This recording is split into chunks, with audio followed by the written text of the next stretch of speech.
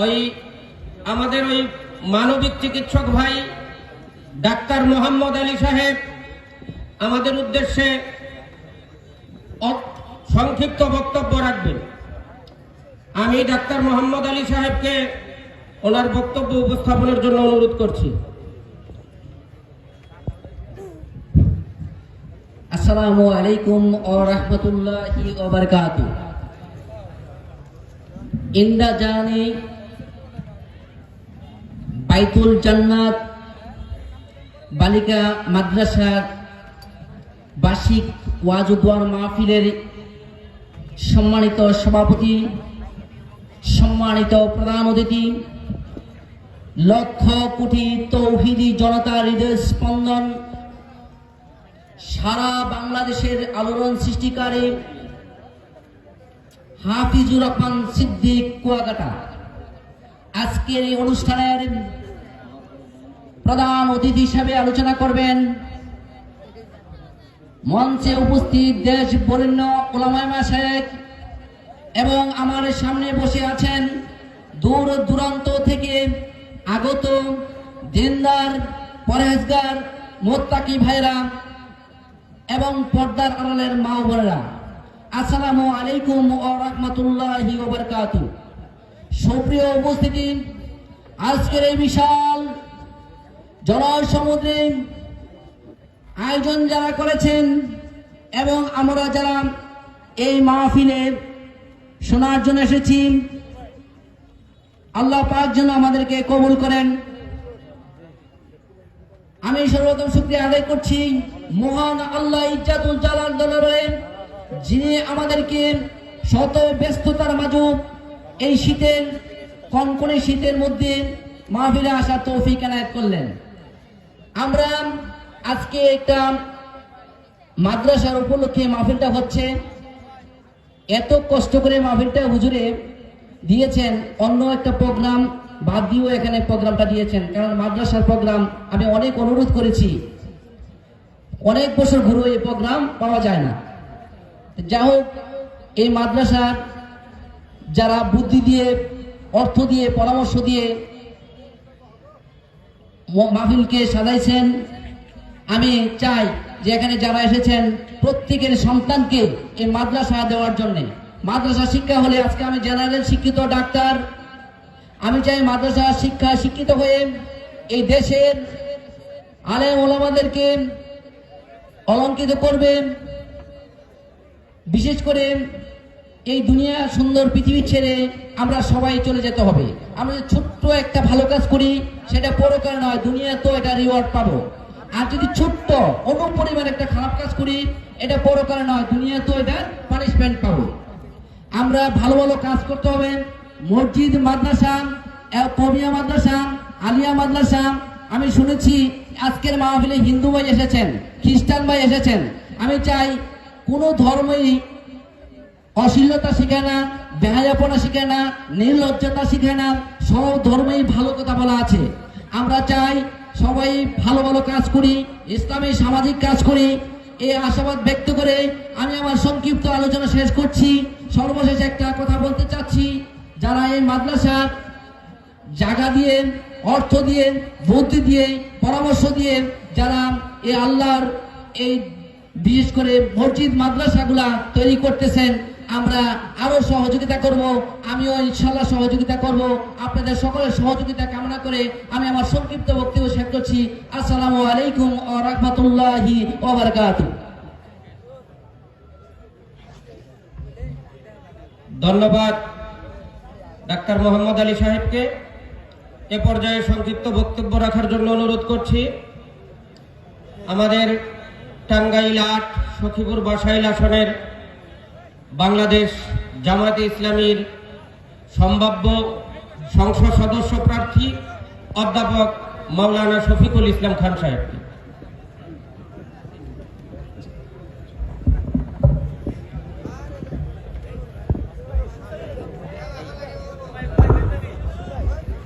আসসালামু আলাইকুম ওয়া রাহমাতুল্লাহি ওয়া বারাকাতুহু। আলহামদুলিল্লাহি রাব্বিল আলামিন, ওয়াসসালাতু ওয়াসসালামু আলা সাইয়্যিদিল মুরসালিন ওয়া আলা আলিহি ওয়া আসহাবিহি আজমাইন।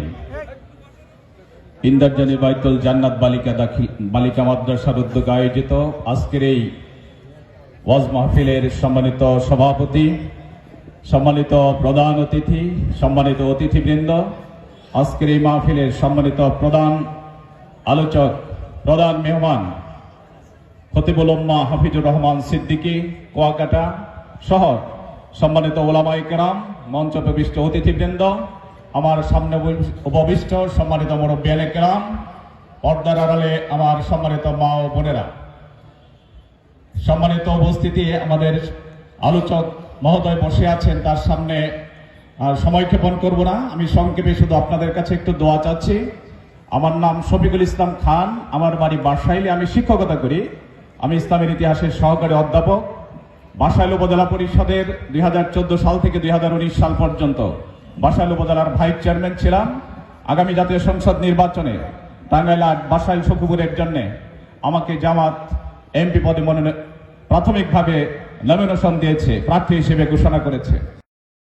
আপনাদের কাছে এসেছি, আপনাদের সকলের দোয়া চাই, আপনাদের সকলের সহযোগিতা চাই, সকলের ভালোবাসা চাই। সম্মানিত হাজিরিন, সম্মানিত ওলামায়ে কেরাম, ইসলাম দরদি ভাই এবং বন্ধুগণ, আমরা বাংলাদেশের বয়স হয়েছে 54 বছর। এই 54 বছরের অনেক শাসন আমরা দেখেছি।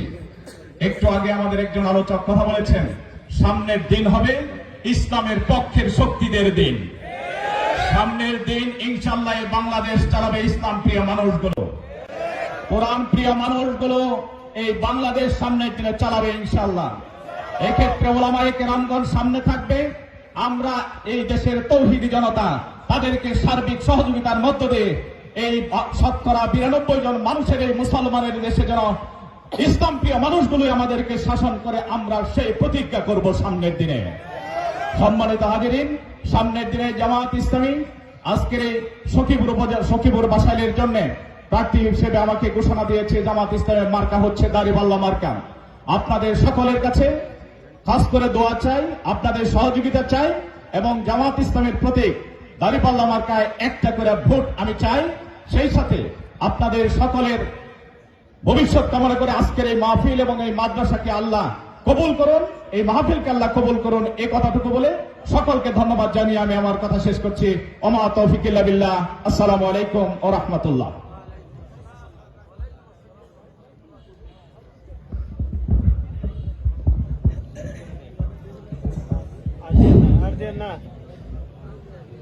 মুহতারাম মুআজ্জাজ হাজিরিন, আমরা যারা এখনো এদিক ওদিক দাঁড়ায় আছি, বিক্ষিপ্তভাবে ঘোরাফেরা করতেছি, সকলেই আমাদের মাহফিলের প্যান্ডেলের নিচে এবং বাহিরে যেখানে বিছানা দেওয়া আছে যার যার জায়গা নিয়ে বসে যান। এ পর্যায়ে আমাদের জন্য আমাদের সামনে কোরআন ও হাদিসের আলোকে গুরুত্বপূর্ণ তাকরীর পেশ করবেন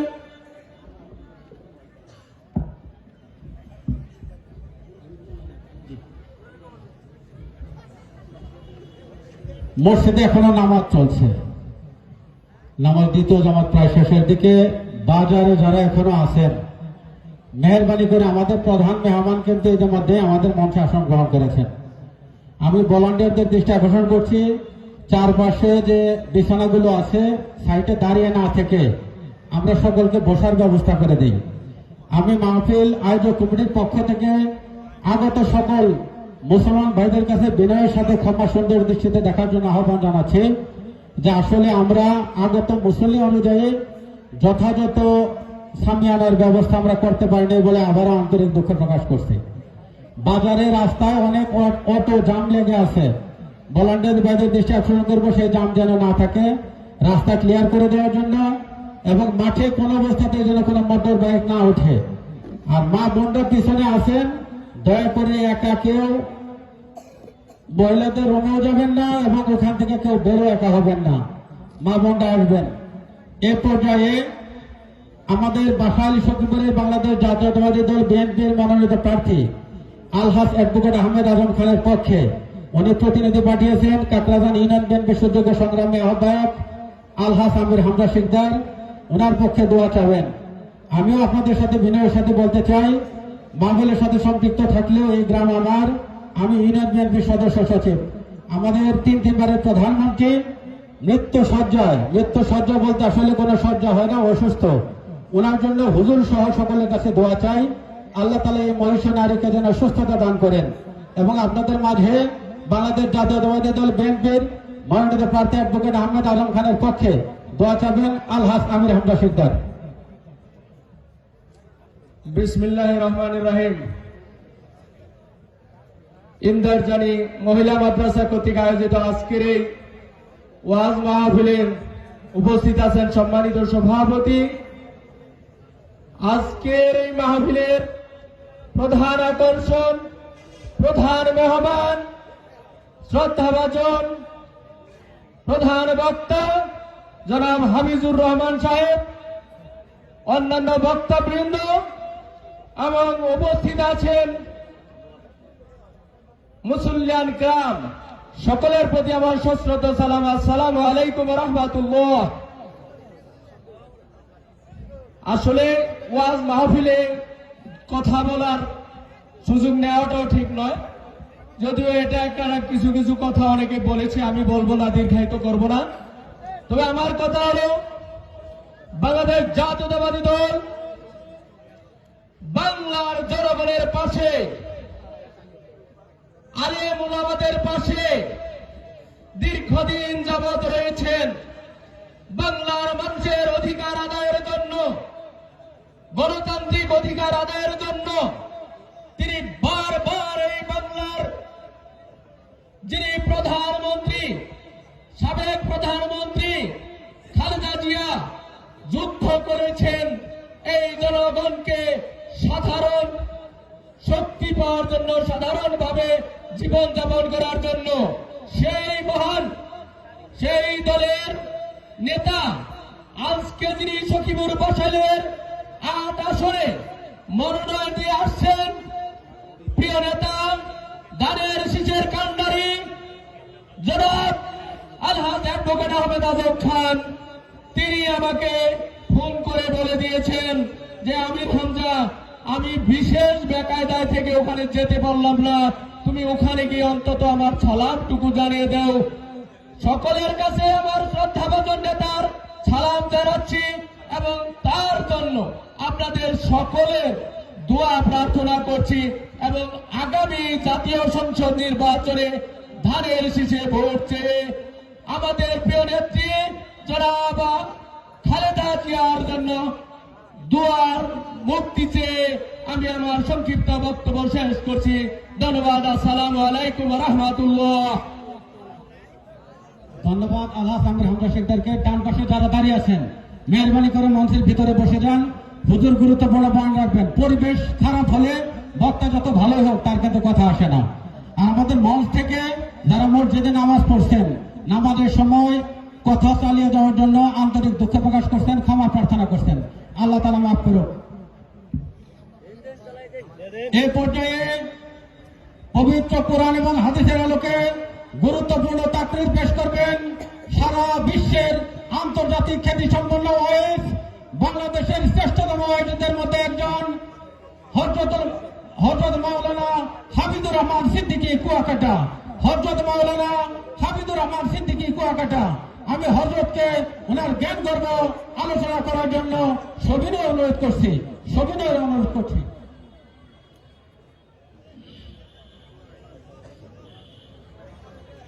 السلام عليكم ورحمة الله وبركاته.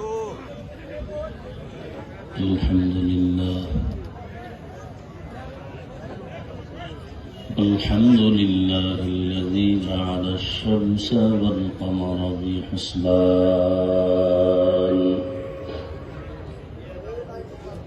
والنجم والشجر يسجدان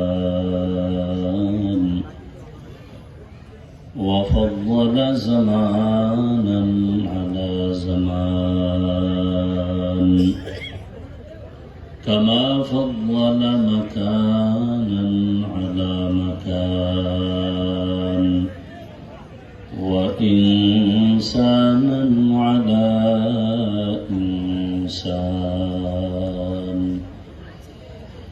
ونشهد أن لا إله إلا الله وحده لا شريك له لا ضد له ولا ند له ولا مثل له ونشهد أن سيدنا ومولانا محمدا عبده ورسوله اللهم صل على محمد النبي الأمي وعلى آله وسلم تسليما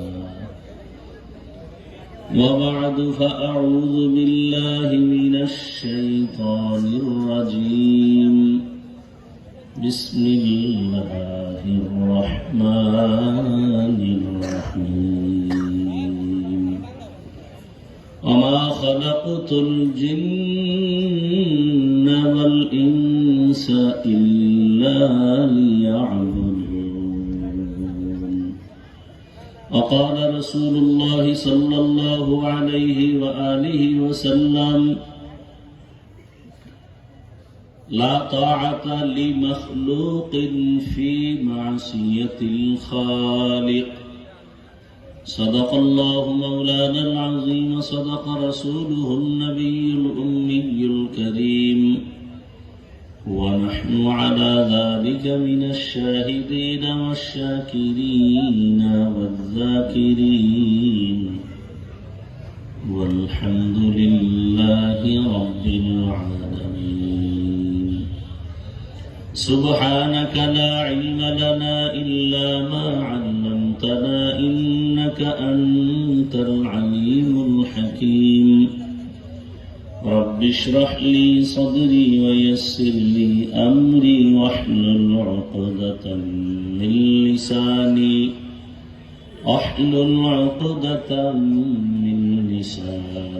يفقه قولي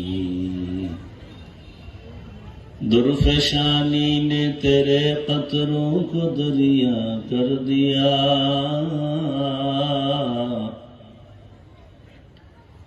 درفشانی نے تیرے قطروں کو دریا کر دیا دل کو روشن کر دیا آنکھوں کو بینا کر دیا دل کو روشن کر دیا آنکھوں کو بینا کر دیا حقیقت کھل جائے گی بوقت امتحان تیرے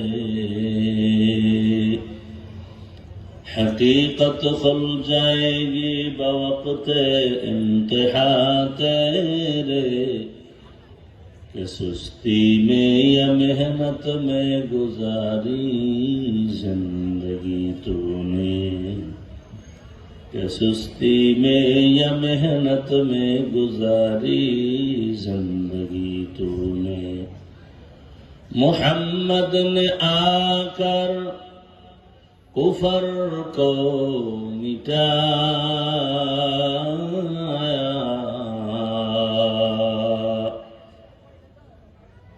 محمد نے آ کر کفر کو مٹایا کفر کو مٹا کر صداقت بتایا کفر کو مٹا کر صداقت بتایا ইন্দারজানি বাইতুল জান্নাত মাদ্রাসা কর্তৃক আয়োজিত আজ মাহফিল 7 ডিসেম্বর 2025 মহতি এ মাহফিলে উপস্থিত মোহতারাম সম্মানিত সভাপতি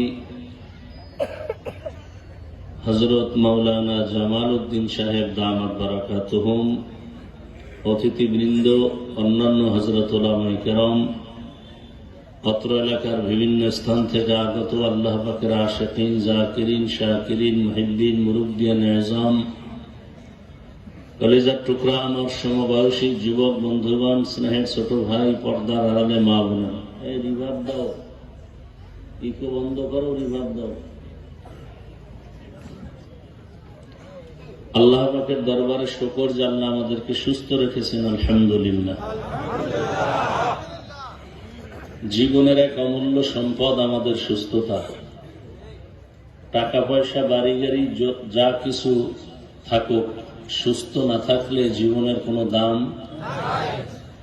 টাকা পয়সা বাড়ি গাড়ি তেমন নাই, কিন্তু আপনি আমি সুস্থ থাকলে এই জীবনের মতো সুখের জীবন আর আল্লাহ আমাদের সুস্থতাকে দায়েমান কবুল করেন।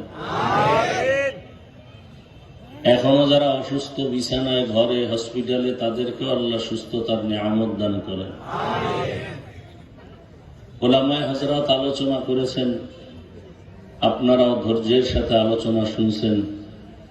ওলামায়ে কেরামের কথাগুলো সহি তরিকায় আমল করার তৌফিক দান করেন। ওলামায়ে কেরামের ইজ্জতকে আল্লাহ বেশি বেশি বাড়ায় দেন। যারা উলামায়ে কেরামের বিরুদ্ধাচরণ করে আল্লাহ ওদের হেদায়েত দান করেন। আমি আপনাদের দোয়া নেওয়ার পাশাপাশি সংক্ষেপ দু চারটি কথা বলার নিয়তে কোরআনে হাকিমের এক আয়াতে কারিমা, নবীজির এক হাদিস পড়েছি। ইখলাস রুহানিয়াতের সমন্বয়ে সহি নিয়তে, সহি তরিকায়, সহি কিছু কথা আয়াত হাদিসের আলোকে বলার মতো, শুনবার মতো আমাকে আপনাদের সকলকে আল্লাহ তৌফিক দান করেন। ওয়ামা খালাকতুল জিন্না ওয়াল ইনসা ইল্লা লিয়াবুদুন। আল্লাহ বলেন, হে দুনিয়ার মানব জাতি, আমি তোমাদেরকে সৃষ্টি করি নাই। হ্যাঁ, করেছি, একমাত্র আমার ইবাদতের জন্য। নবীজি বলেন, লা তাআতা লি মাখলুকিন ফি মাসিয়াতিল খালিক।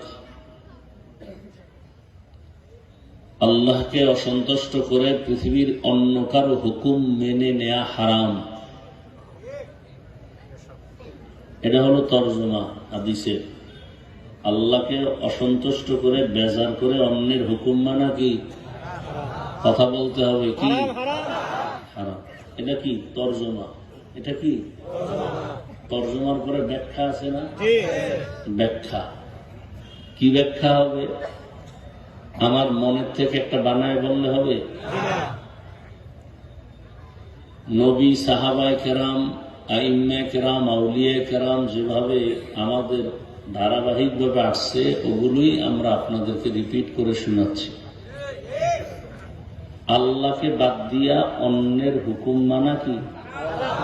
এখন এখানে কি আসতে পারে এই কথার মধ্যে? ব্যাখ্যা, দুনিয়াতে মানুষ আল্লাহকে বাদ দিয়া কার হুকুম বেশি মানে, ওখানে আমাকে কাজ করতে হবে। কারণ এই ওয়াজ মাহফিলের মূল মাকসাদ হলো আমাদের অন্তরকে গুনাহমুক্ত করা।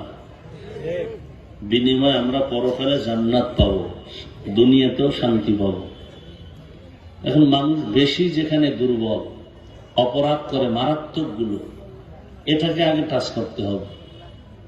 শরীরের মধ্যে অনেক রোগ থাকে, ঠান্ডা, মাথা ব্যথা, পেট ব্যথা। ডাক্তার এগুলো দেখার পরে দেখে যে ইমার্জেন্সি কোনটা বেশি সমস্যা, এটা আগে চিকিৎসা হোক। এটার জন্য প্রয়োজনে অ্যান্টিবায়োটিক দেওয়া হবে। এরপরে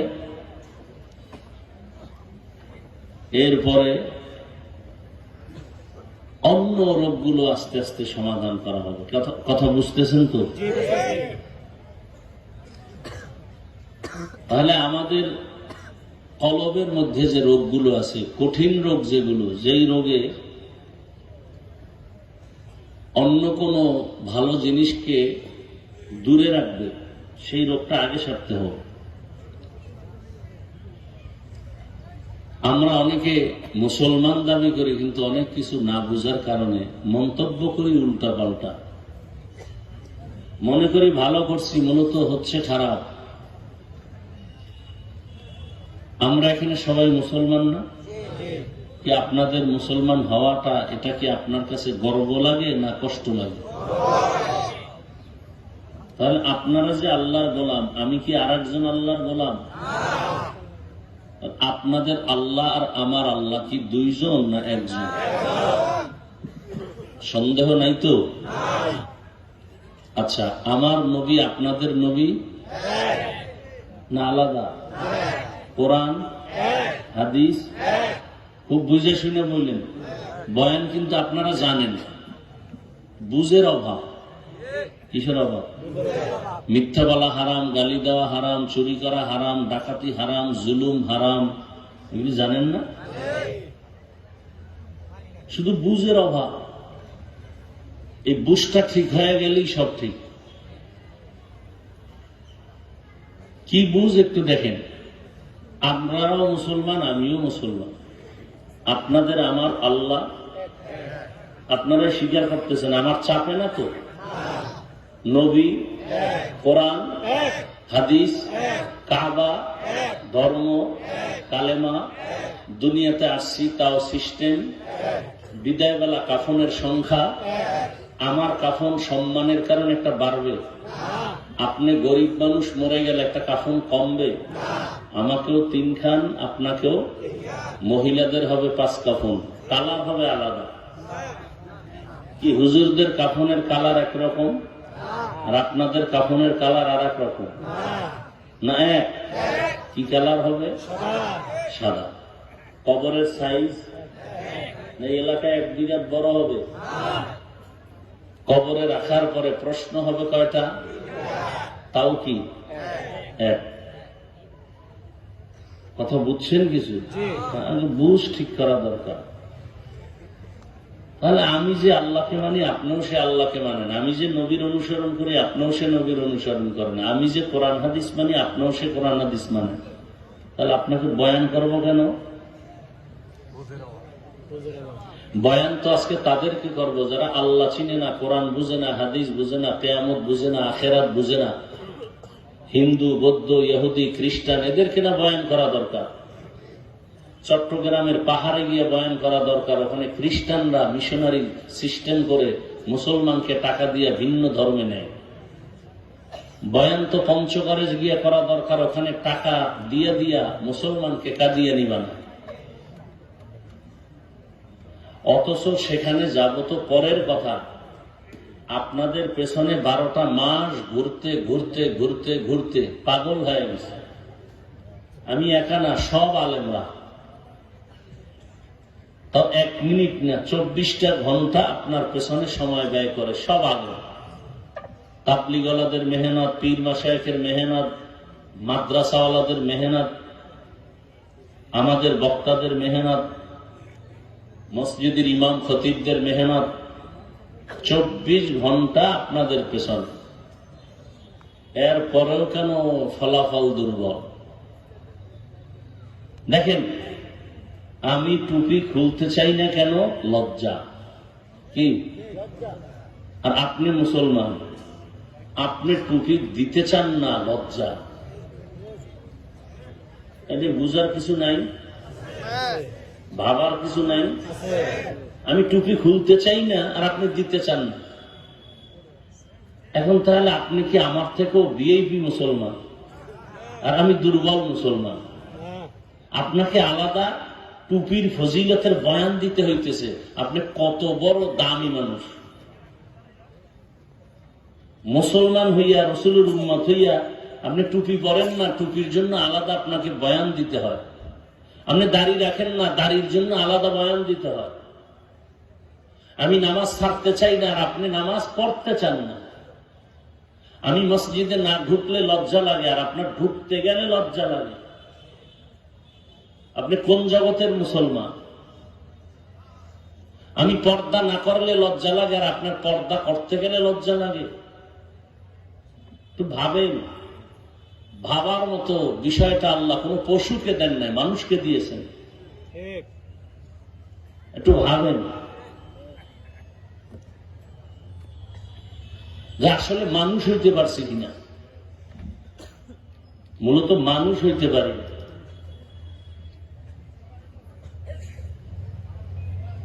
আমি মাওলানা হয়েছি, বক্তা হয়েছি ঠিক, কিন্তু কি হইতে পারি নাই? কথা বলেন না কেন? মানুষ হতে পারি নাই। আমি যদি নামাজ রোজা দাড়ি টুপি ঠিক রেখাও বলি আমি মানুষ হই না, আর আপনি নামাজ রোজা বাদ দিয়া ডবল মানুষ। বড় কঠিন কিন্তু কথাগুলো। এই একজন আল্লাহর ওলির বয়ান শুনছি কালকে, বলে ভাই একটা মুরগি যে আপনারা কিনেন, 1 কেজি মুরগি, 4-5 কেজির মুরগি কিনতে গেলে একটা মুরগি কিনে খানা খাবেন, কত টাকা লাগে গ্রাম এলাকায় একটা মুরগি কিনলে?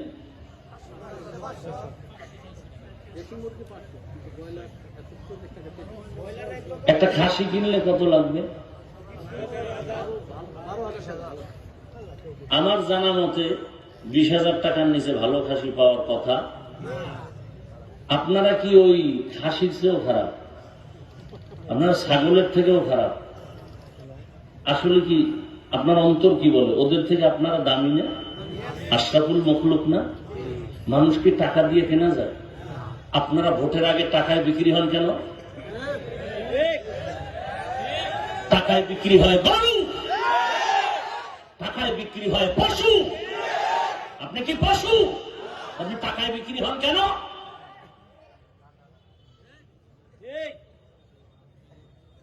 কি লজ্জা লাগে না?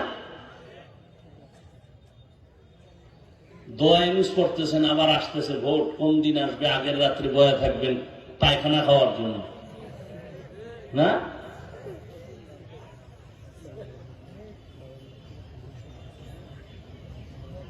গরু টাকায় বিক্রি হয়, দামাদামি হয়, ছাগল টাকায় বিক্রি হয়, আশরাফুল মখলুক কিভাবে টাকায় বিক্রি হয়? লজ্জা কোথায় গেল? আল্লাহ হেদায়েত দান করুন। বড় কঠিন হাল। এটা কি আমাদের দেশের ভাষায় বলে লোভে পাপ, পাপে মৃত্যু।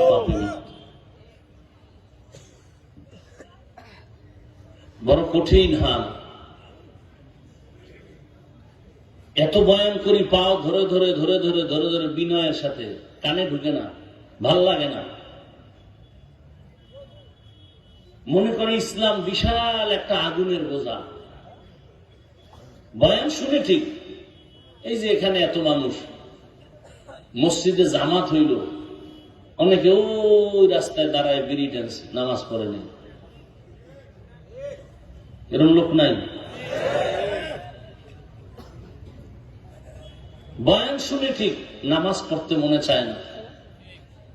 এর কারণ শুধু আমাদের কলব, আমাদের অন্তরকে ধোলাই করতে হবে, অন্যায় থেকে নিজেকে ফিরাতে হবে। আমি মানুষ, আমার কাজ কি? আমাকে আল্লাহ পাঠাইছেন কেন? এই যে জমিনে বসে আছেন, এই জমিন বানাইছে কে? সরকার। কে বানাইছেন? সূর্যের আলো নেন, চাঁদের আলো নেন, কার দেওয়া? বাতাস নিতেছেন না অক্সিজেন? এই অক্সিজেন কারটা নিতেছেন না? যদি মনে করেন না যে আপনাদেরকে অন্যরাও দেয়, নেতা টেতারা যারা আছে তারা দেয়, যে না মোটামুটি সূর্য আর চাঁদের আলোটা আল্লাহ থেকে পাই, বাতাসটা আমগো জিয়াউর রহমান সাহেব বা শেখ মুজিব সাহেব দেয়। কি পানি কারটা ভোগ করতেছেন? এই যে ঘুমায় যাবেন রাতের বেলা, সজাগ করবে কে? আল্লাহর দেওয়া সব খাইয়ে লইয়া শরীরে তাজা বানায়, সে আল্লাহকে চিনেন না। চিনেন না তো চিনেন না, চেনার চেষ্টাও করেন না, বরং বিরোধিতা করেন। এটাকে আমাদের দেশের ভাষায় বলে নিমক হারাম। নুন খায় গুণ গায় না, নুন খায় গুণ গায় না।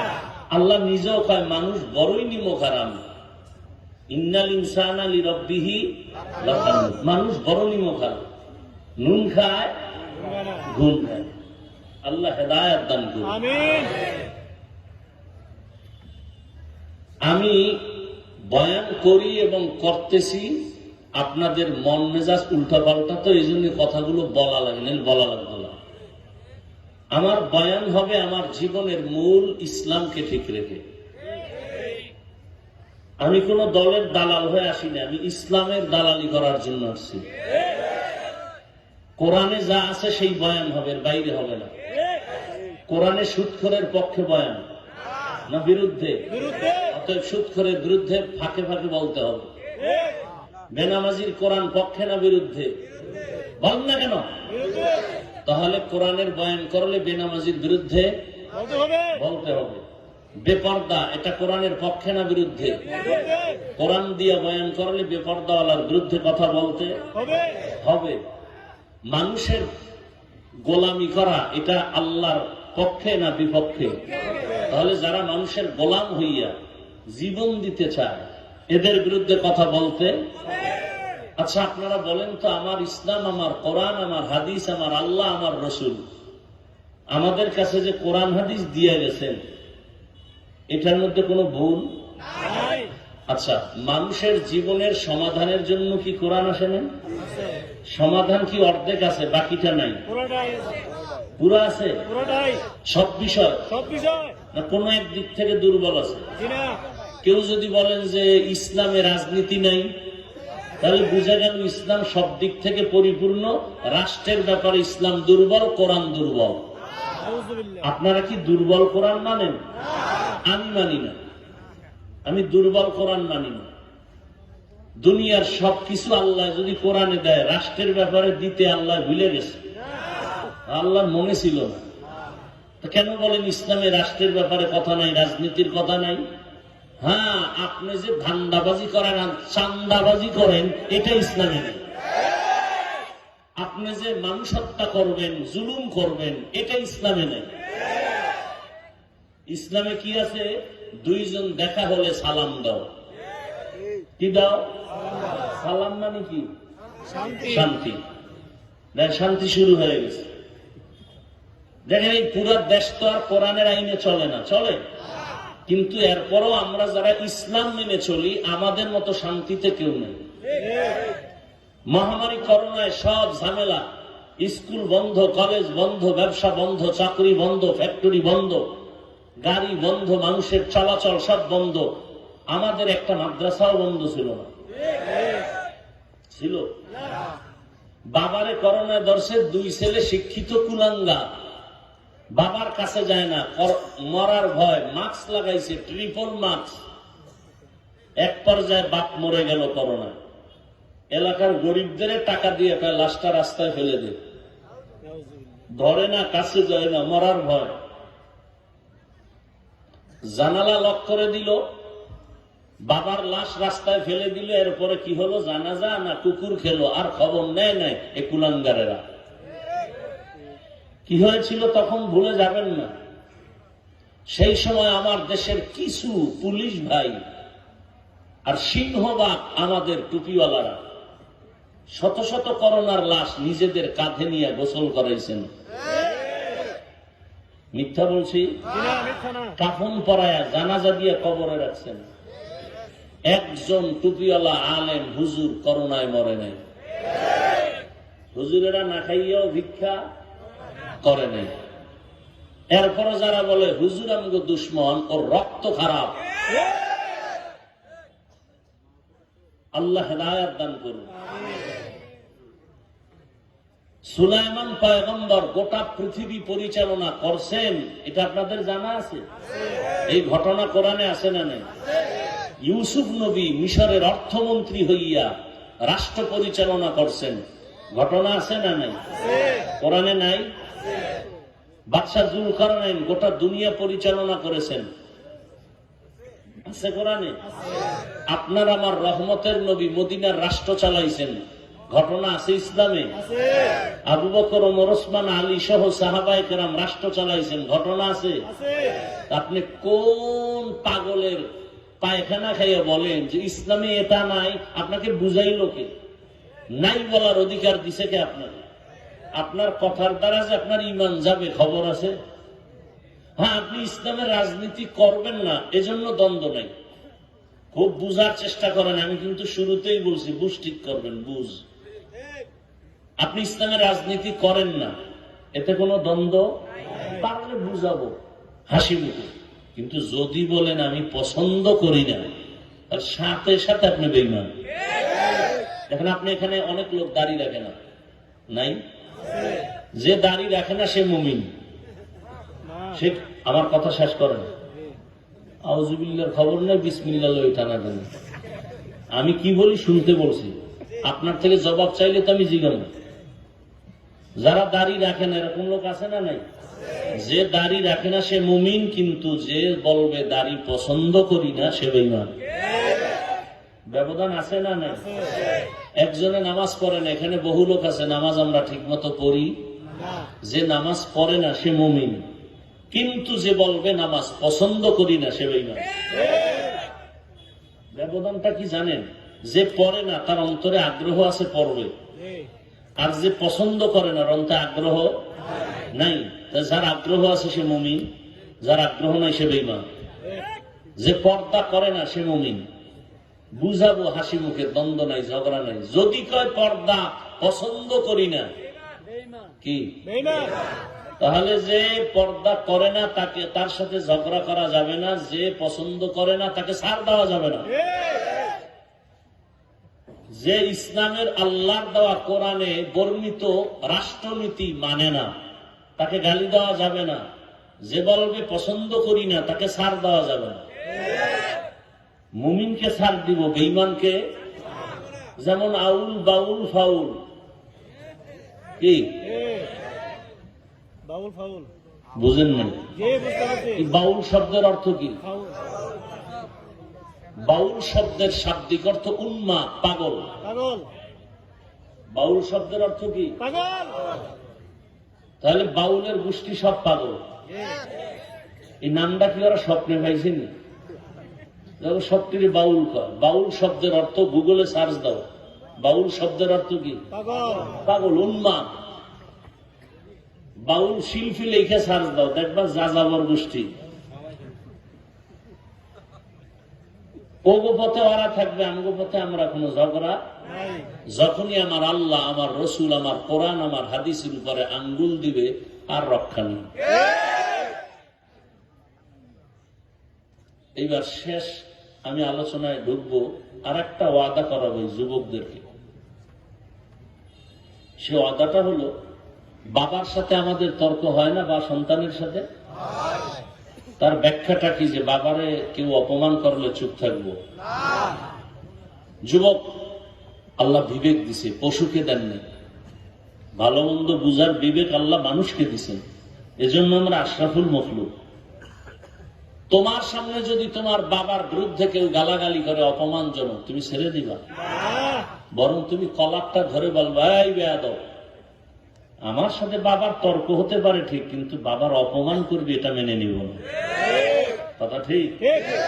ঠিক এই সূত্রেই ওই কথাটা মেনে নেবেন। সেটা হলো, কেউ যদি আপনার সামনে কোরআন হাদিস ইসলাম নিয়া, আল্লাহ রসুল নিয়া, আলেম ওলামা নিয়া বাজে কোনো কথা বলে, জাগাত কলারটা ধরে ফেলবেন, ধরে বলবেন, এই রাধুনির বাচ্চা। কি বলবেন? এটা শুনতে গালি, আসলে গালি না। সবার মা রাধুনি, আমার মাও রাধুনি, আপনার মাও রাধুনি, আমরা মায়ের সন্তান না। এটা গালি? শুনতে মনে হয় যেন গালি। কলারটা ধরে বলবেন, এই রাধুনির বাচ্চা, আমি নামাজ পড়ি না ঠিক, আমি দাড়িটা ঠিক মতো রাখতে পারি নাই, আমি পর্দার বিধানটা পালন করতে পারি না ঠিক, কিন্তু আমি আল্লাহকে ভালোবাসি। আমার জীবনের মূল ইসলাম। আমি ইসলাম পেয়েছি আলেম থেকে, আমি কালেমা শিখছি আলেম থেকে। অতএব আলেম ওলামা ইসলাম নিয়ে যদি কোনো বাজে কথা বলো তো চামড়া তুলে ফেলবো। একটা হুঙ্কার দিলে আর কেউ বেয়াদবি করার সাহস পাবে? আলেম ওলামার সাথে যদি কখনো বেয়াদবি করে, আপনারা চুপচাপ মোয়া চাবান বসে বসে আর মজা নেন। হ্যাঁ, ভয় পান নাকি? এখনো ভয় পান? তো স্বাধীন না করছেন, জুলাই স্বাধীন, কথা বলেন না কেন? কি জুলাই স্বাধীন হয় না? আপনার আর বিপক্ষে তো ভয় কেন? এখনো ভয় পান কেন? ও পাথর দিয়ে যদি মাইরে ফেলায় সেই ভয়। হ্যাঁ, তাহলে আমার মনে হয় স্বাধীনটা সফল হয়নি। কি বলবেন যে কেমনে বুঝলেন?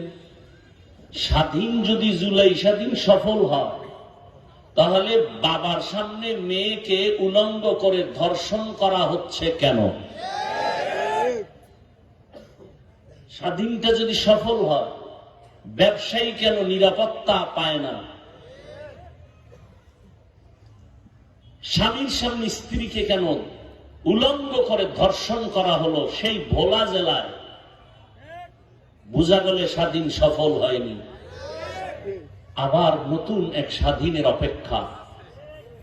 সেই স্বাধীন হবে চূড়ান্ত সফল স্বাধীন, এবং সেই স্বাধীনের পরে জমিনের একটা মানুষ কোনোদিন না খেয়ে থাকবে না, অসম্মানে থাকবে না, একটা প্রাণীর ইজ্জত নষ্ট হবে না, ব্যবসায়ী আর কোনোদিন ভয়ে থাকবে না, কোন নারী তার ইজ্জতের উপরে আক্রমণের ভয়ে থাকবে না।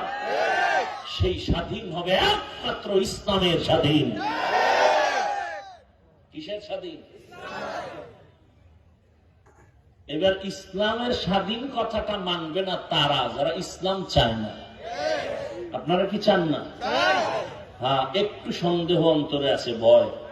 ইসলাম আসলে আমগো চোরের উপায় কি, আমগো বিড়িখোরের উপায় কি? ওই একজন জগৎ বিখ্যাত হিন্দুস্তানের একজন বড় আলেম শাহ আতাউল্লাহ বুখারী রহমতুল্লাহ আলাইহি বয়ান করতেছেন জান্নাতের, মা তাশতাহি আনফুসুকুম, এমন জান্নাত আল্লাহ দিবেন যেখানে গিয়া যা চাইবা তা পাইবা। এক বিড়িখোর কয় ওখানে বিড়ি ভাঙুনি। কোথায়? জান্নাতে বিড়ি পাওয়া যাবে নি। এমন বিড়িরা আসে, কিছু আসে যেখানেও আছে, ওয়াজের আগেও বিড়ি, মোনাজাতের পরেও বিড়ি, আবার পকেটে হাত দিয়ে দেখে পড়ে গেল নি। তো হুজুর পৃথিবীর শ্রেষ্ঠ বুদ্ধিজীবী, জ্ঞানের ভান্ডার যারা কোরআনওয়ালা, কারণ জ্ঞানের শ্রেষ্ঠ কিতাবের নাম কি? কোরআন। এটা যার কাছে আছে সে হলো পৃথিবীর শ্রেষ্ঠ বুদ্ধিজীবী। হুজুর কয় যেমন প্রশ্ন তেমন উত্তর। বিড়ি যদিও পাও, আগুন আনার জন্য জাহান্নামে যেতে হবে। আগুন লাগবে না তো? বেহেশতে তো আগুন নেই। আগুন আনতে জাহান্নামে গেলে তের ভাবে আগুনের মজাটা কেমন, বিড়ি টানার মজা কেমন? এক আল্লাহ নবী সুন্দর ভাবে বলছেন। আচ্ছা, এখানে বিড়ি পান করানোওয়ালা কেউ নাই? আছে। আচ্ছা, এই প্যান্ডেলে আসার পরে কি কেউ বিড়ি ধরাইছেন? কেন? এখানে কেউ লাঠি লয়ে বসে আছে? বিড়ি ধরলেই ভিডিও বলছে কেউ? ভয় আছে কোনো? নাই। আপনাকে নিষেধ করছে কেউ? করে না। কিন্তু আপনি বিড়ি টানেন না কেন? আপনার অন্তর থেকেই চায় না, কারণ এই পরিবেশে টানা যায় না। কথা বলেন না কেন? আপনি নিজের থেকেই টানবেন, বললেও তো টানবেন না। হ্যাঁ, কষ্টি এখানে না, মসজিদে গেলে কেউ বিড়ি টানবেন? হ্যাঁ, গালি দিবেন? এটাই সহজ কথা। ইসলাম যেদিন আসবে পুরা দেশের পরিবেশ হবে পরিচ্ছন্ন, পবিত্র। নিজের থেকেই অন্তরে চাইবে না যে আমি চুরি করি। চোরে চুরি করে অভাবে, গরিব চোর চুরি করে কিসে? আমাদের দেশে গরিব চোর কম, শিক্ষিত চোর বেশি। শিক্ষিত চোর চুরি করে স্বভাবে। কথা ঠিক? যখন গরিবের অধিকার ফিরিয়ে দেওয়া হবে, বেতন ঠিক মতো দেওয়া হবে, কর্মসংস্থান হবে, সুদ ঘুষ থাকবে না, তাহলে টাইম মতো সংসার চালানোর টাকা যদি পায় ও চুরি করবে? ইসলাম আসলে অর্থনীতি কায়েম হয়ে যাবে। আল্লাহর জাতের কসম, ইসলামের অর্থনীতি গরিবদের কল্যাণমুখী, গরিবকে ধনী বানানোর অর্থনীতি। ইসলামের অর্থনীতিটাই গরিবের জন্য। কার জন্য? গরিবের জন্য। আর দুনিয়ার পুঁজিবাদী অর্থনীতি এটা গরিবের জন্য না, ধনীকে আরো ধনী বাড়াবে, ধনীকে আরো। যেমন একজন গরিব যদি আপনাদের, এটা কোন থানা? সখীপুর ব্যাংক আছে না? ব্যাংকে গিয়ে যদি আমার 5 লাখ টাকার লোন দেন বা 1 কোটি টাকা লোন দেন, বলবে তোমার মর্গেজ আছে, জমি আছে কয় কোটি টাকা। আমি ফকির, ফকিন্নির ঘরের ফকিন্নি, তোমাকে টাকা দেওয়া হবে না। হবে? ব্যাংক বলবে 1 লাখ না, 1 কোটি না, 1000 কোটি টাকা দেবো। কারে? যার আছে তারে, যার আছে। তাহলে টাকা, এই দুনিয়ার অর্থনীতি গরিবকে গরিব বানায়, বড় লোকের আরো এক একটা বড় লোক। আমাকে বাংলাদেশের গরিবদের কাছে যেই পরিমাণ টাকা আছে সব মিলা, সে থেকে কোটি গুণ বেশি টাকা আছে বাংলাদেশের নাম করা কয়েকটা ফ্যামিলির কাছে। এক একজন বড় লোক 1000 কোটি টাকা ওই ব্যাংকে পাবে, লোন 5000 কোটি টাকা আছে না নাই? চিন্তা করেন। অথচ গরিবরে, আচ্ছা ব্যাংক বাদ দেন না, এই এলাকায় বড় লোক আছে না? গরিব গিয়া যদি কয় ভাই আমার 5000 টাকা ধার দেন, আমি 1 সপ্তাহ পরে দিয়ে দেব, আমার একটু জরুরতে লাগবে, বলবো নাই নাই নাই। হট করে আবার গিয়া কানের গোড়ায় মুখ লাগাই করবেন সুদে দাও, কত কয় লাখ নিবি? কি বানায় বলতেছি? তাহলে ইসলামের অর্থনীতি গরিবের জন্য। যেমন ইসলামের অর্থনীতির একটা অংশের নাম জাকাত। জাকাত কারা খাবে? ফিতরা, সদকা, মান্নত। তাহলে গরিবের হক। ইসলামী অর্থনীতি যখন আসবে, ইসলাম কায়েম হবে, বাংলাদেশে একটা গরিবও থাকবে না ইনশাআল্লাহ। কিন্তু ইসলামী অর্থনীতি নাই, এজন্য চাপাবাজরা বলে কেউ খাবে কেউ খাবে না। তা হবে না। ওরা জনমের মতো খাইয়া বাথরুমে দৌড়ায়, আর গরিব 3 বেলা খানা ঠিক মতো পায় না, খবর নেওয়ারও কেউ নাই। ইসলামটাকে যত কঠিন মনে করেন, আমি আল্লাহর শপথ করে বলছি, পৃথিবীতে ইসলাম ধর্মের মতো সহজ ধর্ম আর নাই। নারীর অধিকার দিবে ইসলাম, তাহলে আমরা ইসলামের পক্ষে থাকতে হবে না? ইসলাম আসলে আমাদের জন্য খারাপ না ভালো? বলে তা বুঝলাম, আমরা মুসলমান হিসেবে ঠিক আছে, কিন্তু হিন্দু বৌদ্ধ এরা কি করবে? এরা যদি ইসলামের পক্ষে ভোট দেয় বা ইসলামকে ক্ষমতায় আনে, এগুলো লাভ কি? এরা জান্নাতে যাবে? হিন্দুরা জান্নাতে যাবে? এরা ইসলাম আসলে এদের জীবন হবে নিরাপদ, এদের জীবন হবে শান্তির জীবন। কোনদিন 1 টাকা চান্দা দিতে হবে না। যদি কেউ চান্দা চায়, চোখ উপরে ফেলা হবে। চুরি করতে গেলে ওর হাতের কবজা কাটবে। বাইতুল মুকাররমে ঘোষণা হবে, অমুক চোর চুরি করছে স্বর্ণ, ওর হাত কাটা হবে। বাংলাদেশের মিডিয়ায় খবর দিবে, টেলিভিশনে খবর প্রচার হবে, অমুক দিন ওপেন বাইতুল মুকাররমের সামনে অমুকের হাত কাটা হবে। বাংলাদেশের বড় লোক, মনে করেন মন্ত্রীর মানের একজন চুরি করছে, এই জন্য একজনের হাত কাটলে পুরা বাংলাদেশ সোজা হয়ে যাবে। এখন অনেকে মনে করে ইসলাম আসলে আমরা হাত থাকবে না, আমরা হাত ছাড়া চলবো কেন? সৌদি আরবে ইসলামী আইন কিছু কিছু চলে, সৌদি আলাদা হাত নাই। হ্যাঁ, যত চালাকি করেন, শেষ কথাটা বলে গেলাম, লিখে রাখেন, পৃথিবীতে ইসলাম যতদিন কায়েম হবে না, আল্লাহর জাতের কসম, ততদিন পর্যন্ত চাপাবাজের আওয়াজ হবে, শান্তি আসবে না। তুমি মানো আর না মানো, লিখে রাখো, খোদার কসম, ইসলাম ছাড়া শান্তি কেউ দিতে পারবে না।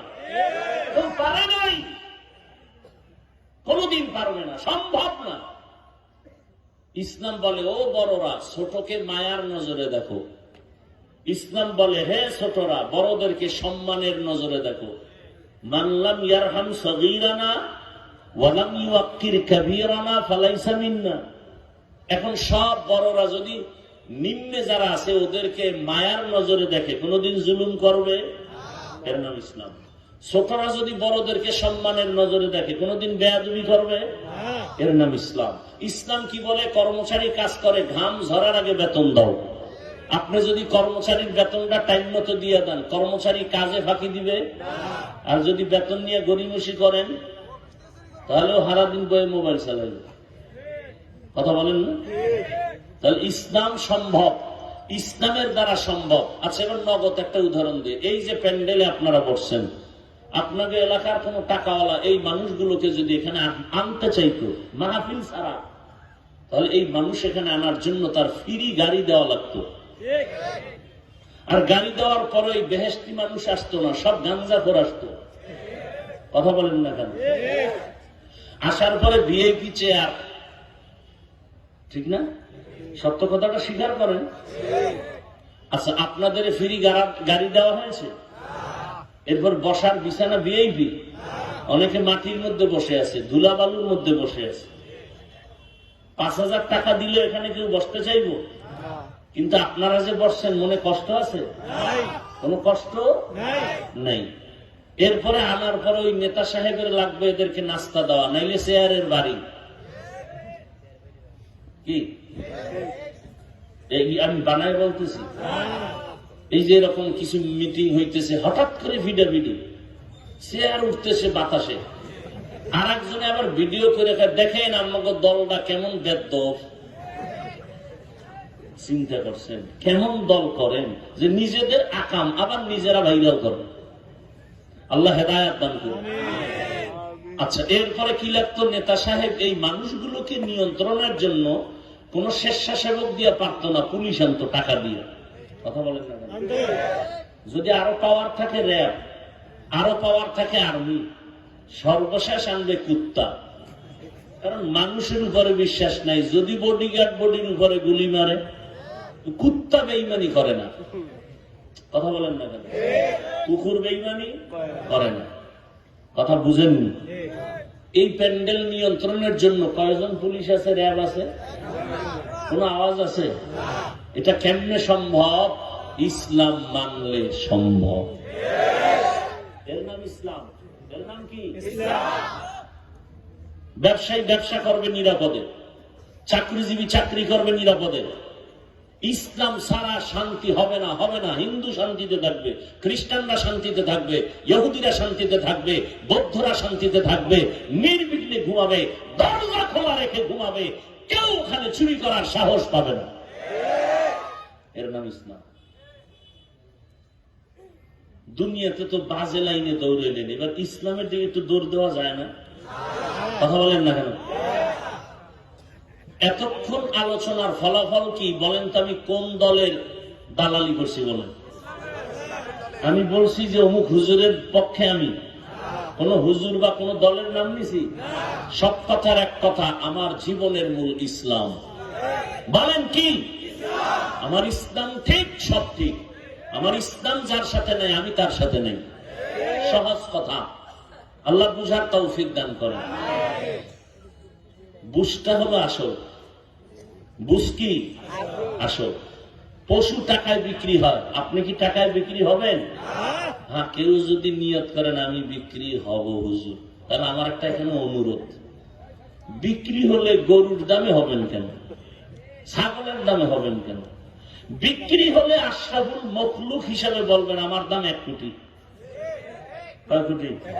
1 কোটি দিবি, আমি তোর কাছে গোলাম হয়ে যাব, তোর কাছে আমি বিক্রির পণ্য। যা, যদি বিক্রি হনি তো ছাগলের দামে বিক্রি হবেন কেন? মুরগির দামে হবেন কেন? গরুর দামে হবেন কেন? পৃথিবীতে কোন পশুর দামে না, সর্বোচ্চ লেভেলের দাম নেবেন। যা আমারে কিনতে হলে কয় কোটি? 1 কোটি লাগবে। আর 1 কোটি দিবে, সমস্যা করে বাফেরটা তো দিবে না, জনগণেরটা চুরি করে আবার আপনাকে দিবে, সমস্যা করে। আর যদি মনে করেন না আমি আশরাফুল মখলুক, মরে গেল বিক্রি হব না, আমার জীবনের মূল আমার আল্লাহকে রাজি করে চলবো, তাহলে শান্তি। আর তাহলে আল্লাহকে বেজার করা যাবে না। এইটাই নবী বলছেন, লা তাআতা লিমাখলুকিন ফি মাসিয়াতিল খালিক। আল্লাহকে অসন্তুষ্ট করে পৃথিবীর অন্য কারো হুকুম মানা হারাম। আল্লাহকে বেজার করে মা বাবার কথা মানা হারাম। আল্লাহকে বেজার করে পীর সাহেবের কথা মানা হারাম। এখন একজন যদি প্যান্ডেল থেকে দাঁড়ায় তো হুজুর পীর সাহেবের কথা মানা হারাম, এটা কত নম্বর আয়াতে আছে? এই তার সেরারে বোঝানো যাবে? তর্জমা হইল আল্লাহ ছাড়া কাউকে বেজার করা। আরে আল্লাহকে খুশি রাখতে হবে, আল্লাহকে বেজার করা যাবে না। দুনিয়ার সবাই বেজার হয়, আল্লাহর হুকুম আসল, আর কারো হুকুম কিনা আসল না। এখন মানুষ কার হুকুম বেশি মানে? আল্লাহটা বাদ দিয়ে তার বিশ্বেরটা মানে। বহু মুরিদ আছে তাই ফিরে যা পায় তাই, জাহান নামে গেলেও যাবো, এরকম মুরিদও আমার জানা মতে আছে। তাহলে আল্লাহকে বেজার করে পীরের কথা মানা হারাম। আল্লাহ বুঝার তৌফিক দান করেন। আপনারা রাগটা করলেন না? আমি কোরআন হাদিসের বাইরে কিছু বলে থাকলে আমাকে বলে দেন, আমি তওবা করে নিব। আল্লাহ বুঝার তৌফিক দান করেন। তো আল্লাহকে বেজার করে নেতার কথা মানা হারাম নাকি হালাল? এক কথায় কি জবাব? দুনিয়ার সব বেজার হয় হোক, কোনো দুঃখ নাই, আল্লাহকে বেজার করা যাবে না। দুনিয়ার সবাইকে বেজার করা যাবে, কাকে যাবে না? আল্লাহকে বেজার করা যাবে না। কেন যাবে না? এখন কেন কিছু কারণ শুনেন। কেন যাবে না? মা বাবাকে বেজার করা যেতে পারে, আল্লাহকে যাবে না। নেতাকে বেজার করা যেতে পারে, কিন্তু আল্লাহকে যাবে না। আল্লাহকে বেজার কেন করা যাবে না? বলে দুনিয়াতে যত মানুষ আমার আপন আছে, আল্লাহর মতো আপন কেউ নাই। কে? আমার মা, আমার বাবা। হিসাব করে দেখলাম নিঃস্বার্থ আপন, কিন্তু সোনার বাংলায় তাকায় দেখলাম স্বার্থের টানে মা বাবা ও সন্তানের জবাই করে। কোন জমানায় জন্ম নিছেন? কোন দেশে জন্ম নিছেন? বাবা মেয়েটাকে হোটেলের মধ্যে রেখে বলে আজকের রাতের জন্য তুই আমার মেয়ে না, স্ত্রীর সমান হয়ে থাকবি। নাউজুবিল্লাহ আসে না? এই ঘটনা কি ইন্ডিয়া? আমার সোনার বাংলার কথা। স্বার্থের টানে স্বামী স্ত্রীকে জবাই করে, স্ত্রী স্বামীকে জবাই করে দেয়। আমার আল্লাহর মতো দয়াময় কেউ নাই। আমার মা আমাকে যতটুকু দয়া করে আবার এগুলো আদায় করে নিতে চায়, বাবাও চায়। আমার মাওলা এমন দয়ার মালিক, আমার আল্লাহ মায়া করতে গিয়া কারো সাথে কোনো স্বার্থ দেখান নাই। আল্লাহ যদি স্বার্থ দেখাইতেন, তাহলে আমরা যারা আল্লাহর দেওয়া পানি, আল্লাহর দেয়া বাতাস, আল্লাহর দেয়া সূর্যের আলো, চাঁদের আলো, জমিনের ফসল, গাছের ফল, নদীর মাছ খাই, আবার আল্লাহর বিরোধিতা করি। আল্লাহ যদি স্বার্থপর হইতেন, ঘুমের মধ্যে মেরে ফেলতেন। কথা ঠিক? বরং আল্লাহ কেমন দয়াময়। দুনিয়া বলারা দিবে দিবে বলে দেয় না, দরজা মাঝে মাঝে খুলে আবার খুলে না। আর আমার মালিকের দরজা অল টাইম খোলা। সমুদ্রের মাঝে গিয়াও যদি ডাক দাও আল্লাহ, আল্লাহ বলেন লাব্বাইকা ইয়া আবদি, আমি হাজির। জঙ্গলে গিয়া যদি ডাক দাও হে আল্লাহ, আল্লাহ ওখানে নাই, ওখানেও আমার আল্লাহ হাজির। নারী যদি আল্লাহকে ডাকে আল্লাহ দিবেন, পুরুষ ডাকবে আল্লাহ হাজির। হিন্দুরাও যদি আমার আল্লাহ থেকে কিছু চায় আল্লাহ দিবেন। বলে মুমিন যেই জমিনের পানি পান করে, বেঈমানেরাও সেই জমিনের পানি পান করে। আল্লাহ বাধা দেন না? দেন।